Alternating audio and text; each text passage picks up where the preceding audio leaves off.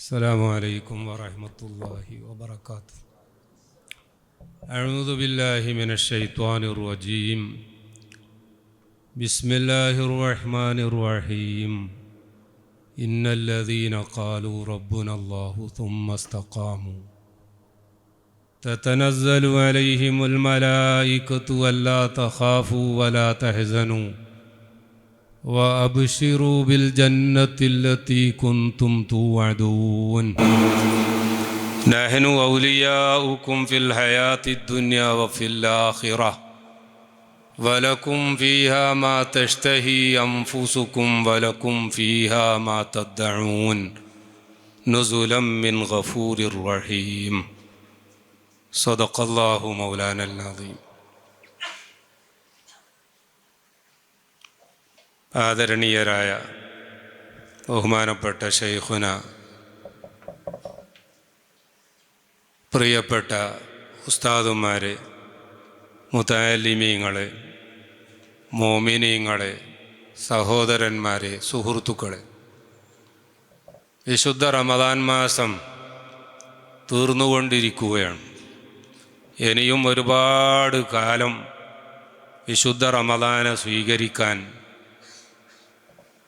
ആ വിശുദ്ധ റമദാൻ്റെ ഹക്കുകൾ അനുസരിച്ചുകൊണ്ട് തന്നെ അതിനെ സ്വീകരിച്ച് യാത്രയാക്കാൻ, അതിൻ്റെയൊക്കെ പരിണിത ഫലമായി റയ്യാൻ എന്ന വാതിലിലൂടെ സ്വർഗപ്രവേശനം ലഭിക്കാൻ ഭാഗ്യം ലഭിക്കുന്ന മോമിനീങ്ങളിൽ അല്ലാഹു തആല നമ്മെയും നമ്മുടെ മാതാപിതാക്കൾ, ഉസ്താദുമാർ, ശിഷ്യന്മാർ, മശായിഖുമാർ, ഭാര്യ സന്താനങ്ങൾ, ബന്ധുമിത്രാദികൾ, ദുആ വസിയ്യത്ത് ചെയ്തവർ, നല്ല കാര്യങ്ങളിൽ നമ്മെ സഹായിക്കുകയും നമ്മോട് സഹകരിക്കുകയും ചെയ്യുന്നവർ എല്ലാവരെയും അല്ലാഹു തആല ഉൾപ്പെടുത്തി അനുഗ്രഹിക്കുമാറാവട്ടെ.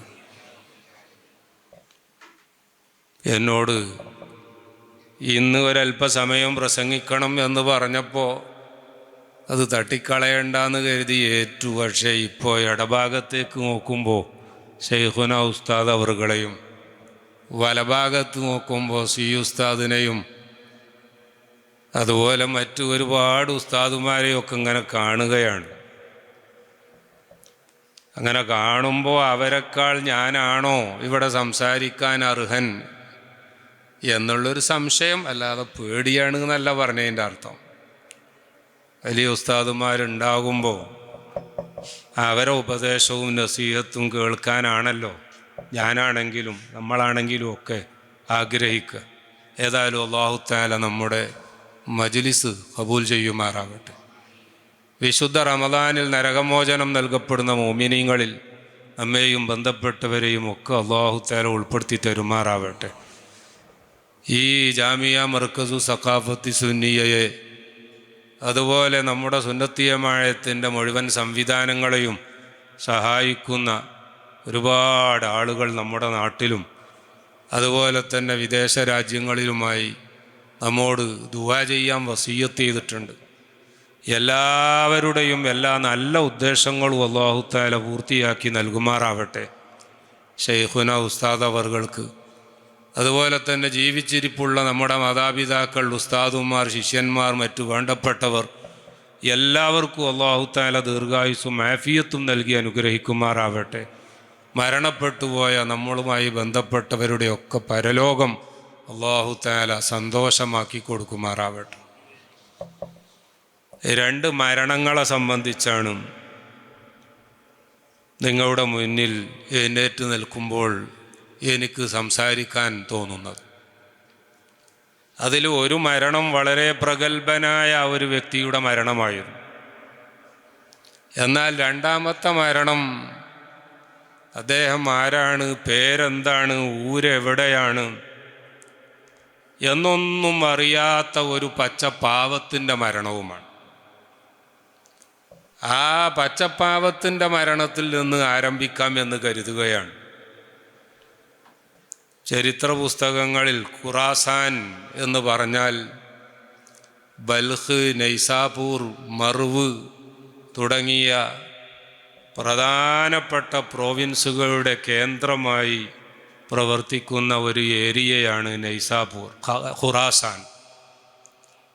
ഇന്നത്തെ അഫ്ഗാനിസ്ഥാൻ്റെയും അതുപോലെ തന്നെ ഇറാൻ്റെയും എന്ന് മാത്രമല്ല അസർബൈജാൻ്റെയും അടക്കം ഇന്നത്തെ ഭൂമിശാസ്ത്രപരമായി ഉള്ള ചില ഏരിയകളൊക്കെ അന്നത്തെ ഖുറാസാനിൽ ഉൾപ്പെട്ടിരുന്നു എന്നാണ് ജോഗ്രഫർമാർ, ഭൂമിശാസ്ത്രജ്ഞന്മാർ വിശദീകരിച്ചിട്ടുള്ളത്. അവിടെ ബൽഹിലെ ഒരു വലിയ ഹോസ്പിറ്റലിലാണ് സംഭവം നടക്കുന്നത്.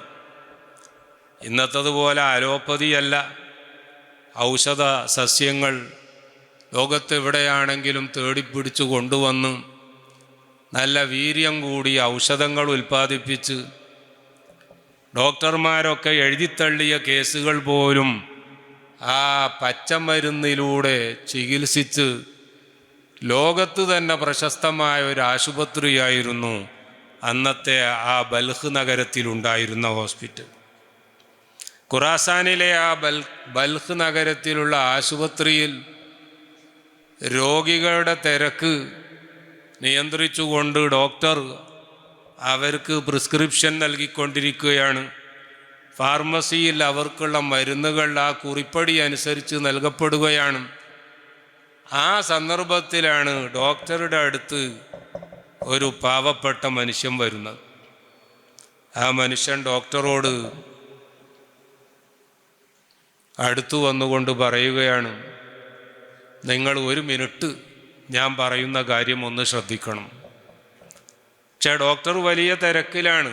ഒരുപാട് സീരിയസ് കേസുകൾ അദ്ദേഹത്തിന് കൈകാര്യം ചെയ്യാനുള്ളത് കൊണ്ട് സ്വാഭാവികമായിട്ടും അബസ വ തവല്ല എന്ന് പറയാൻ പറ്റിയ ഒരു സാഹചര്യം. അദ്ദേഹം ആ വന്ന ആളെ അത്ര മൈൻഡ് ചെയ്യാതെ രോഗികളുടെ അടിയന്തര പ്രാധാന്യമുള്ള ആ രോഗികളുടെ കാര്യങ്ങൾ തന്നെ ശ്രദ്ധിച്ചുകൊണ്ട് മുഖം തിരിച്ചു കളഞ്ഞു. ഈ വന്ന മനുഷ്യൻ അപ്പുറത്തുകൂടെ വന്നുകൊണ്ട് വീണ്ടും 1 മിനിറ്റ് ഞാൻ പറയുന്നത് ശ്രദ്ധിക്കണം. ഡോക്ടർ അപ്പോഴും ചെവി കൊടുത്തില്ല. 3-4 വട്ടം ഇത് ആവർത്തിച്ചു എങ്കിലും ഡോക്ടർ ചെവി കൊടുക്കുന്നില്ല എന്ന് കണ്ടപ്പോൾ ആ സാധുവായ മനുഷ്യൻ ഒരു ചോദ്യം ചോദിക്കുകയാണ്, ഡോക്ടറെ നിങ്ങൾക്ക് മരിക്കണ്ടേ? ഈ ഡോക്ടർ അപ്പോഴാണ് തിരിച്ച് ഒരു മറുപടി പറയും. അതുവരെയൊക്കെ അദ്ദേഹത്തിൻ്റെ നീരസം മുഖഭാവത്തിലൂടെ മാത്രം പ്രകടിപ്പിക്കുകയായിരുന്നു. നിങ്ങൾക്ക് മരിക്കണ്ടേ എന്ന് ഈ വന്ന മനുഷ്യൻ ചോദിച്ചപ്പോൾ ഡോക്ടർ തിരിച്ച് അങ്ങോട്ട് അതേ ചോദ്യം ആവർത്തിച്ചു, നിങ്ങൾക്കും മരിക്കണ്ടേ? വന്ന പാവപ്പെട്ട മനുഷ്യൻ പറഞ്ഞു, അതെ എനിക്ക് മരിക്കണം, നിങ്ങൾക്ക് മരിക്കണ്ടേ എന്ന് ചോദിച്ചു. നിങ്ങൾക്ക് മരിക്കണമെങ്കിൽ എനിക്കും മരിക്കണം, അതിനപ്പുറം മരണവുമായി ബന്ധപ്പെട്ട് മറ്റെന്ത് പറയാനാണ് എന്നായി ഡോക്ടർ. അപ്പം ഈ പാവപ്പെട്ട മനുഷ്യൻ പറഞ്ഞു, എന്നാൽ ഞാൻ മരിക്കുന്നത് പോലെ നിങ്ങൾക്ക് മരിക്കാൻ സാധിക്കുമോ എന്ന്. ഡോക്ടർ ചോദിച്ചു, നിങ്ങൾ എങ്ങനെയാ മരിക്കുക? അദ്ദേഹം പറഞ്ഞു, ഞാൻ കാണിച്ചു തരാം. അദ്ദേഹം ഉടനെ തന്നെ അപ്പുറത്തുള്ള ആ വാട്ടർ ടാപ്പിൻ്റെ അടുത്ത് ചെന്ന് ഒതുവെടുത്ത് വസ്ത്രമൊക്കെ നന്നായി ധരിച്ച് ഖിബിലാക്ക് മുഖം തിരിച്ചുകൊണ്ട് വലഭാഗത്ത് ചെരിഞ്ഞു കിടന്ന് ലാ ഇലാഹ ഇല്ലല്ലാഹ് എന്ന് പറഞ്ഞു. ഡോക്ടർ നാടി പിടിച്ച് പരിശോധിച്ചു നോക്കി, മരണപ്പെട്ട് കഴിഞ്ഞിരിക്കുന്നു. പ്രിയപ്പെട്ടവരെ, ഇങ്ങനെ ഇഷ്ടമുള്ള രീതിയിൽ മരിക്കേണ്ട സമയത്ത് അതിനുവേണ്ടി എല്ലാ നിലക്കും ഒരുങ്ങി ഒളുവെടുത്ത് ശുദ്ധിയായി നല്ല വസ്ത്രം ധരിച്ച് ഖിബിലാക്ക് മുന്നിട്ട് വലഭാഗം ചേർന്ന് കിടന്നുകൊണ്ട് ലാ ഇലാഹ ഇല്ലല്ലാഹ് എന്ന് പറഞ്ഞ് താൻ ആഗ്രഹിക്കുന്ന സമയത്ത് താൻ ആഗ്രഹിക്കുന്നത് പോലെയുള്ള ഒരു മരണം ഈ ഡോക്ടർ നേരിട്ട് കാണുകയാണ്. വിദഗ്ധ വൈദ്യനായതുകൊണ്ട് അദ്ദേഹം തന്നെ ഈ പാവപ്പെട്ടവൻ്റെ ഞരമ്പ് പരിശോധിച്ചുകൊണ്ട് മരണം ഉറപ്പുവരുത്തുകയും കൂടി ചെയ്യുകയാണ്. ഈ പാവപ്പെട്ട മനുഷ്യൻ ആരാണ്? ഇന്ന് വരെ ചരിത്രത്തിൽ ആരും അദ്ദേഹം ആരാണ് എന്ന് പറഞ്ഞു തന്നിട്ടില്ല. എന്നാൽ ഈ ഡോക്ടർ ആരായിരുന്നു? ഹിജ്റ 5-ാം നൂറ്റാണ്ടിൽ ജീവിച്ചിരുന്ന ഫരീദുദ്ദീൻ അത്താർ തദ്കിറത്തുൽ ഔലിയാ എന്ന് പറയുന്ന ഒരു അതിമനോഹരമായ ഗ്രന്ഥം ലോകത്തിന് സംഭാവന ചെയ്ത ഫരീദുദ്ദീൻ അത്താറായിരുന്നു എന്ന് ചരിത്രകാരന്മാർ രേഖപ്പെടുത്തുകയാണ്. അഫ്ഗാനിസ്ഥാനിലെ തോറാബോറയും അതുപോലെ തന്നെ കാണ്ഡഹാർ മലപ്രവിശ്യകളുമൊക്കെ താലിബാൻ്റെ ഭരണവും അന്നത്തെ യുദ്ധവുമൊക്കെ നടന്നപ്പോൾ നമ്മളെല്ലാവരും കേട്ടു പരിചയിച്ചതാണ്. ആ കാണ്ഡഹാറിലെ മലനിരകളിൽ, തോറാബോറ മലകളിൽ എല്ലാമുള്ള അപൂർവമായ സസ്യങ്ങൾ പറിച്ചു കൊണ്ടുവന്ന് അതുകൊണ്ട് തുല്യതയില്ലാത്ത വിധം വീര്യമേറിയ മരുന്നുകൾ ഉൽപ്പാദിപ്പിച്ചുകൊണ്ട് മറ്റുള്ള ഡോക്ടർമാരൊക്കെ എഴുതിത്തള്ളിയ കേസുകൾ വരെ വളരെ ചുരുങ്ങിയ സമയം കൊണ്ട് പരിശോധിച്ച് രോഗിയെ ഭേദപ്പെടുത്തി സുഖപ്പെടുത്തി നല്ല ആരോഗ്യവാനായി തിരിച്ചയക്കുന്ന ആ ഡോക്ടറുടെ ഹോസ്പിറ്റലിൽ എപ്പോഴും തിരക്കാണ്. പക്ഷേ അദ്ദേഹം അന്നു മുതൽ മറ്റൊരു തീരുമാനം എടുക്കുകയാണ്. ഇതുവരെ രോഗികളെ ചികിത്സിച്ച അദ്ദേഹം ചിന്തിക്കുകയാണ്, ഒരു പാവം വന്നുകൊണ്ട് എന്നെ ഒരു മിനിറ്റ് ശ്രദ്ധിക്കണം എന്ന് പറഞ്ഞപ്പോൾ ആ പാവത്തെ ശ്രദ്ധിക്കാൻ പറ്റിയൊരു മനസ്സ് എനിക്ക് എന്തുകൊണ്ടുണ്ടായില്ല. ഞാൻ അനേകം രോഗികളെ സുഖപ്പെടുത്തിയിട്ടുണ്ട്, ചികിത്സിച്ചിട്ടുണ്ട്. പക്ഷേ എൻ്റെ മനസ്സിനെ ചികിത്സിക്കാൻ എനിക്ക് ഇതുവരെ എന്തുകൊണ്ട് കഴിഞ്ഞില്ല. എനിക്കും മരിക്കണം ഇദ്ദേഹത്തെ പോലെ. ആഗ്രഹിച്ച സമയത്ത് ആഗ്രഹിച്ച രീതിയിൽ അല്ലാഹു സുബ്ഹാനഹു വ തആലയുടെ തൗഹീദ് ഉറക്കെ പ്രഖ്യാപിച്ചുകൊണ്ട് മരിക്കാൻ എനിക്ക് അവസരമുണ്ടാകണം എന്ന് പറഞ്ഞുകൊണ്ട് തൻ്റെ ജീവിത രീതി അന്ന് മുതൽ അദ്ദേഹം മാറ്റിക്കളഞ്ഞു എന്ന് ഫരീദുദ്ദീൻ അത്താറിൻ്റെ ചരിത്രത്തിൽ രേഖപ്പെടുത്തിയത് കാണാം. തുടർന്ന് ഫരീദുദ്ദീൻ അത്താർ തദ്കിറത്തുൽ ഔലിയാ എന്ന കിതാബ് എഴുതിയപ്പോൾ അതിൻ്റെ ആമുഖത്തിൽ രേഖപ്പെടുത്തുകയാണ്, ഒരാൾ നല്ല മരണം ആഗ്രഹിക്കുന്നുവോ, ആ നല്ല മരണം ആഗ്രഹിക്കുന്ന ആളുകൾ ഏറ്റവും പ്രധാനമായി ചെയ്യേണ്ടത് തങ്ങളുടെ സ്വഭാവം നന്നാക്കുകയാണ്. പാവങ്ങളോട്, സാധുക്കളോട് കണ്ടാൽ ആളുകൾ തിരിഞ്ഞു കളയുന്ന രീതിയിലുള്ള വേഷവിധാനങ്ങളുള്ള റുബ്ബ അശ്അസ അഗ്ബറ മദ്ഫൂഇൻ ബിൽബാബി എന്ന് പറഞ്ഞ രീതിയിലുള്ള ആളുകൾ, അവരോട് മൃദുലമായി പെരുമാറാൻ, അവരോട് നല്ല സ്നേഹത്തിൽ പെരുമാറാൻ, ആ പാവങ്ങൾക്ക് ചെറിയ ചെറിയ കൊച്ചു കൊച്ചു സഹായം ചെയ്യാൻ നമ്മൾ തയ്യാറായാൽ എല്ലാ നിലക്കും ഉയർച്ചയും ലഭിക്കും. അവസാനം നമ്മൾ ആഗ്രഹിക്കുന്നത് പോലെ ആ ഹുസ്നുൽ ഖാത്തിമത്തും ഉണ്ടാകും. അതുകൊണ്ട് അത്തരം ഹുസ്നുൽ ഖാത്തിമത്ത് വരിച്ച ഏതാനും ഔലിയാക്കളുടെ ചരിത്രം എഴുതാൻ വേണ്ടിയാണ് ഞാൻ ഈ പുസ്തകം എഴുതുന്നത് എന്നുകൂടി അദ്ദേഹം തൻ്റെ പുസ്തകത്തിൻ്റെ ആമുഖത്തിൽ രേഖപ്പെടുത്തുകയുണ്ടായി. പ്രിയപ്പെട്ടവരെ, അല്ലാഹു സുബ്ഹാനഹു വ തആല ഈ പരിശുദ്ധ റമളാൻ നമ്മിൽ നിന്ന് ഖബൂൽ ചെയ്യുമാറാവട്ടെ. എല്ലാവർക്കും അല്ലാഹു തആല ഹുസ്നുൽ ഖാത്തിമത്ത് തന്ന് അനുഗ്രഹിക്കുമാറാവട്ടെ. ബഹുമാനപ്പെട്ട ശൈഖുന ഉസ്താദ് അവർകളടക്കമുള്ള നമ്മുടെ ഉസ്താദുമാർക്ക്, മാതാപിതാക്കൾക്ക്, മറ്റു വേണ്ടപ്പെട്ടവർക്ക്, നമ്മുടെ പ്രസ്ഥാനത്തെയും നമ്മുടെ സ്ഥാപനങ്ങളെയും ഒക്കെ സഹായിക്കുന്നവർക്ക് എല്ലാവിധ ഖൈറും ബറക്കത്തും അല്ലാഹു തആല ഏറ്റിത്തരുമാറാവട്ടെ, ദീർഘായുസ് നൽകുമാറാവട്ടെ. രണ്ടാമത്തൊരു സംഭവവും കൂടി പറഞ്ഞ് അവസാനിപ്പിക്കുകയാണ്. ബഹുമാനപ്പെട്ട ഖാജ സുൽത്താനുൽ ഹിന്ദിൻ്റെ ഏറ്റവും അടുത്ത ശിഷ്യന്മാരിൽപ്പെട്ട ബഹുമാനപ്പെട്ട ഖാജ നിസാമുദ്ദീൻ ഔലിയ. നിസാമുദ്ദീൻ ഔലിയെ സംബന്ധിച്ച് നമുക്കറിയാം, ഡൽഹിയിൽ ചെന്നാൽ അമുസ്ലിമീങ്ങൾ പോലും അവരെ വാഴ്ത്തുന്നത് ദില്ലി ദുലാഹെ, ദില്ലി ദുൽഹൻ ബനി ദുലാഹെ നിജാമുദ്ദീൻ, ദില്ലി ദുൽഹൻ ബനി ദുലാഹെ നിജാമുദ്ദീൻ എന്നാണ്. എന്ന് പറഞ്ഞാൽ ഡൽഹി ഒരു പുതിയെണ്ണാണ്, ഒരു നവവധുവാണ്. ഈ ഡൽഹിയുടെ പുതിയാപ്പിളയായി എക്കാലത്തും വാഴുന്ന അമൂല്യമായ വ്യക്തിത്വമാണ് ബഹുമാനപ്പെട്ട ഖാജ ഹസ്രത്ത് നിസാമുദ്ദീൻ ഔലിയ. തുഗ്ലക് വംശത്തിലെ ഏറ്റവും ശക്തനായ ഗിയാസുദ്ദീൻ ഭരണം നടത്തുന്ന കാലഘട്ടത്തിലാണ് ബഹുമാനപ്പെട്ട ഖാജ ഹസ്രത്ത് നിസാമുദ്ദീൻ ഔലിയ ജനങ്ങളെ ദീനിലേക്ക് ദഅവത്ത് നടത്തിക്കൊണ്ട് പ്രവർത്തിച്ചു കൊണ്ടിരുന്നത്. രാജാവിനുള്ളതിനേക്കാൾ ജനങ്ങൾക്കിടയിൽ ജനപ്രീതിയും ജനസമ്മിതിയും വർദ്ധിക്കുകയാണ് നിസാമുദ്ദീൻ ഔലിയ തങ്ങളവറുകൾക്ക്. രാജാവിൻ്റെ അടുക്കൽ പലരും ചെന്നു പറഞ്ഞു, അങ്ങയുടെ രാജകൊട്ടാരത്തെ സമീപിക്കുന്നതിനേക്കാൾ ആളുകൾ ഈ നിസാമുദ്ദീനുള്ള പള്ളിയിൽ അദ്ദേഹത്തെ കാണാൻ വേണ്ടി ചെല്ലുകയും ആശീർവാദം തേടുകയുമാണ്. ഇദ്ദേഹം ഈ രീതിയിൽ പോകാൻ തുടങ്ങിയാൽ നിങ്ങളുടെ ഭരണത്തിന് തന്നെ ഇത് ഭീഷണിയാകും എന്ന് പലരും അദ്ദേഹത്തോട് ഉപദേശിക്കുകയാണ്. ഗിയാസുദ്ദീൻ തുഗ്ലക് ബീഹാറിൽ ഒരു യുദ്ധത്തിന് പോയപ്പോഴാണ് വീണ്ടും അദ്ദേഹത്തോട് തൻ്റെ കൂടെയുള്ള ചില പട്ടാളക്കാർ തന്നെ കാര്യത്തിൻ്റെ ഗൗരവം ബോധിപ്പിക്കുന്നത്.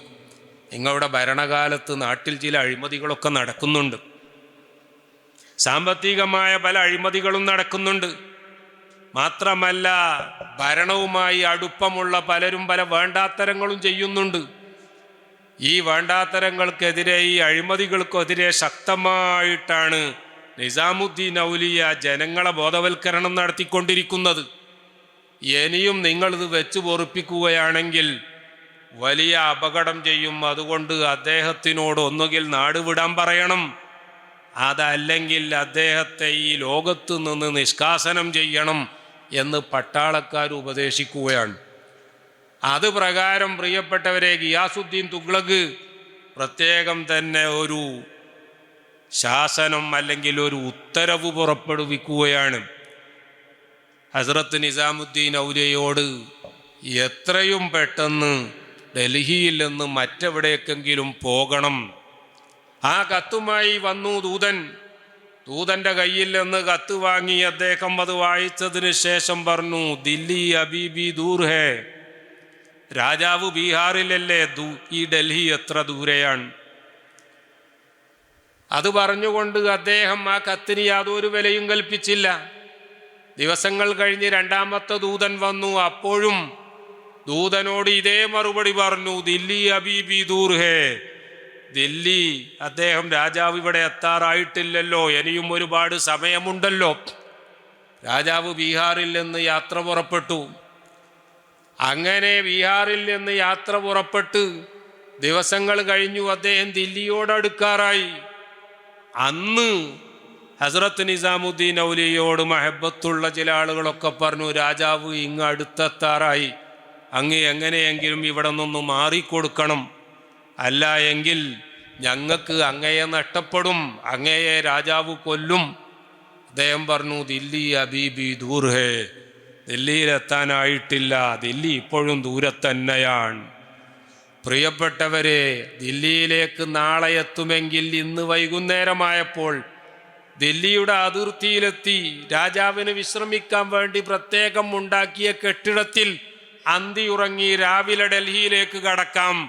ഡൽഹിയിൽ വന്നാൽ ഒന്നാമത്തെ യജ്ഞം അത് ഹസ്രത്ത് നിസാമുദ്ദീൻ ഔലിയയെ വധിക്കുക എന്ന് തീരുമാനിച്ചുകൊണ്ടായിരുന്നു രാജാവും പരിവാരങ്ങളും പട്ടാളങ്ങളും വന്നത്. അന്ന് രാത്രി എന്താ സംഭവിച്ചത് എന്നറിയാമോ? അദ്ദേഹം തങ്ങിയ ആ ബിൽഡിങ്, അദ്ദേഹം ഉണ്ടായിരിക്കെ തന്നെ ആ ബിൽഡിങ് ആർക്കും സാധാരണ രീതിയിൽ മനസ്സിലാക്കാൻ പറ്റിയ ഒരു കാരണവുമില്ലാതെ തകർന്ന് വീണ് ഗിയാസുദ്ദീൻ തുഗ്ലക് അവിടെ വെച്ച് മരണപ്പെട്ടുപോയി എന്ന ചരിത്രം പറയുന്നത്. ഗിയാസുദ്ദീൻ തുഗ്ലകിൻ്റെ ചരിത്രം എഴുതിയ ആളുകൾ ഈ സംഭവം ഉദ്ധരിച്ചുകൊണ്ട് അവർ ഹസ്രത്ത് നിസാമുദ്ദീൻ ഔലിയയുമായി കണക്ട് ചെയ്തുകൊണ്ടൊരു കാര്യം പ്രത്യേകം ഉണർത്തുകയാണ്. മരിക്കുമ്പം ഭയമില്ലാതെ മരിക്കണമോ? മരിക്കുമ്പോൾ സ്വർഗം കൊണ്ട് മരിക്കണമോ? മരിക്കുമ്പോൾ ഉറക്കെ കലിമത്തു ഷഹാദത്ത് ചൊല്ലിക്കൊണ്ട് മരണം നിങ്ങൾക്ക് വേണമോ? ആ നരകമോചനം ഉറപ്പാക്കിക്കൊണ്ട് മരണം വേണമോ? പാവങ്ങളെ ബഹുമാനിക്കണം, ആലിമീങ്ങളെ സ്നേഹിക്കണം, അഹങ്കാരം അല്പം പോലും പാടില്ല. ഏത് പച്ചപ്പാവത്തോടു പോലും നല്ല വിശാല ഹൃദയത്തോടു കൂടി പെരുമാറാൻ നിങ്ങൾക്ക് സാധിച്ചാൽ ഹുസ്നുൽ ഖാത്തിമത്തുണ്ടാകുമെന്നും, അല്ലാത്ത അഹങ്കാരമാണെങ്കിൽ ഗിയാസുദ്ദീന് സംഭവിച്ചതുപോലെ വലിയ അപകടം വരുമെന്നും അദ്ദേഹത്തിൻ്റെ ചരിത്രം എഴുതിയ ചില ചരിത്രകാരന്മാർ രേഖപ്പെടുത്തുകയുണ്ടായി. ഞാൻ അവസാനിപ്പിക്കട്ടെ പ്രിയപ്പെട്ടവരെ. അല്ലാഹു സുബ്ഹാനഹു വ തആല വലിയൊരനുഗ്രഹം നമുക്ക് ചെയ്തു തന്നിരിക്കുകയാണ്. നമ്മുടെ കൂടെ കഴിഞ്ഞ വർഷം ഉണ്ടായ പലരും ഇന്ന് നമ്മുടെ കൂടെ ഈ റമദാൻ മാസത്തിലില്ല. നല്ല വഴത് പറഞ്ഞ് നമ്മുടെ സദസ്സിനെയൊക്കെ വളരെ സന്തോഷിപ്പിച്ചിരുന്ന ബഹുമാനപ്പെട്ട മസ്ഊദ് സഖാഫി, ഞാനൊരു ഉദാഹരണം പറഞ്ഞു എന്നേ ഉള്ളൂ. ഈ വർഷം കുല്ലിയ ലുഗൽ അറബിയയിലെ 2ാം വർഷത്തിൽ 1ാം റാങ്ക് നേടിയ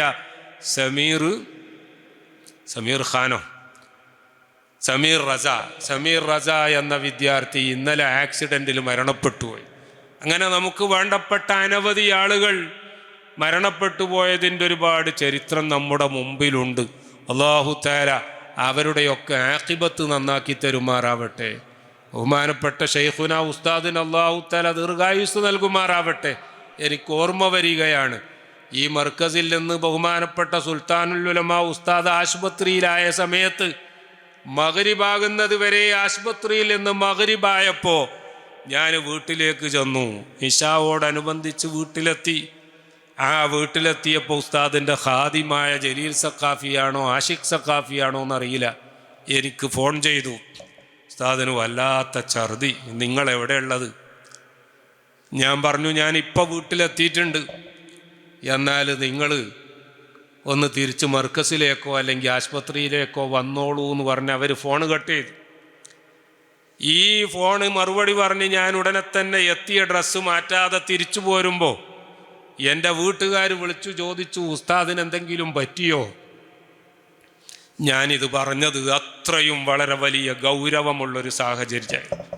പക്ഷേ പാവങ്ങളെ സഹായിക്കുന്നതിനാൽ, യതീമക്കളെ പോറ്റുന്നതിനാൽ, ആയിരക്കണക്കിന് ആലിമീങ്ങളെ വളർത്തിയെടുത്തതിനാൽ ഏത് രാഷ്ട്രീയക്കാരനും ഏത് പണക്കാരനും ഏത് വലിയ ശക്തിയും എതിരായാലും സുന്നത്തിയമായത്തിൻ്റെ വിഷയത്തിൽ അളവ് വിട്ടുവീഴ്ചയില്ല എന്ന് ഉറക്കെ പ്രഖ്യാപിച്ചുകൊണ്ട് ആ സുന്നത്തിയമായത്ത് നിലനിർത്താൻ വേണ്ടി തൻ്റെ ജീവിതകാലം മുഴുവൻ ഒഴിഞ്ഞു വെച്ചതിനാൽ പ്രിയപ്പെട്ടവരെ, അല്ലാഹു തആല ദീർഘായുസ്സും ആഫിയത്തും നൽകിയിരിക്കുകയാണ്.